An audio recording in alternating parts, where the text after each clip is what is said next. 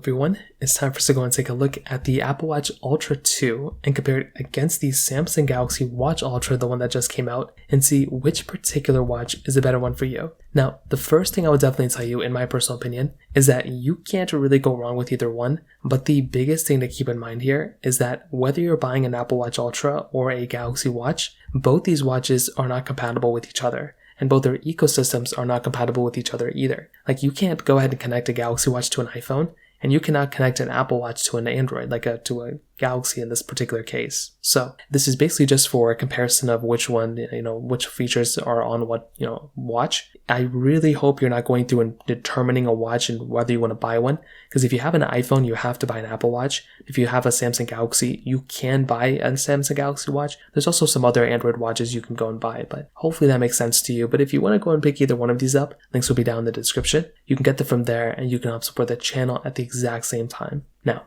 starting off with the outside of both these watches, there is a very similar overlap between these two types of devices and basically what both these companies are trying to do. So the, Apple Watch did kind of, the Apple Watch Ultra did kind of come out a little bit earlier with the, Ultra lineup because, I think they've made their first Ultra in 2022. Now we're at our Galaxy Watch Ultra, the first generation of this particular watch on this one. Now, I like the design on both. I definitely would say, when you look at both of them, there is some overlap here. Like, they do kind of look fairly similar for the most part in a lot of good ways, which is actually something that I like a lot. So I think this in and of itself is a very cool thing going on for both. Some people have made the claim that the Galaxy Watch kind of copied the Apple Watch. I don't think that's true at all. I think the Apple Watch Ultra is in its own lane. Yes, they kind of look the same, but I think if you're going to go through and you're going to look at something like an Apple Watch, right? It's like you're almost always going to have some, when it's a watch, it's going to look the same no matter what you do, in my personal opinion. Now, from the sizing on the front, there's also a little bit of a difference. So the Apple Watch Ultra is kind of giving you an overall bigger display. The Galaxy Watch Ultra, basically the display on the front is 47 millimeters. Which I think is nice. It's a good size display. The Galaxy or the Apple Watch Ultra 2 has a 49 millimeter casing basically. So there's a pretty big difference there from 47 to 49. It's almost the same difference from 45 to 47. So I think this in and of itself is probably one of those big things to keep in mind here, because if you are going to go through and pick up a model, well, if you want the bigger one, the Apple Watch Ultra is there for you. But if you want the, a little bit, a smaller one, the Galaxy Watch Ultra might be better for you in some cases. Now, on top of that, they have the same type of button structure for the most part. You can click on the buttons on the side. The panels themselves on the front are also very bright. So they get up to 3000 nits of brightness on the Apple Watch Ultra. And on the Galaxy Watch Ultra, this also gets very, very high as well. So that in and of itself, again, is another really nice thing going on for both of these watches, that they get very, very bright. The back side of them, you can go ahead and basically charge them, which is really cool. I would say, though, the advantage of the Galaxy Watch Ultra is that you are able to charge it with your Galaxy Watches. Now, I would try to charge it with my Galaxy S24. For some reason, my Galaxy S24 was not able to charge it. It was weird because it was discovering it and it was charging it for a second, then it was saying it wasn't compatible. So maybe I have to fix something, but that is a really nice advantage nonetheless that the Galaxy Watch Ultras are basically going to be giving us. Now, on top of that, the bands, I will actually say this band structure Samsung put in their Galaxy Watch Ultra is an improvement from the Galaxy Watch 7. So I think that was a really nice thing, but I think the Apple Watch Ultra is still giving you the better band, kind of,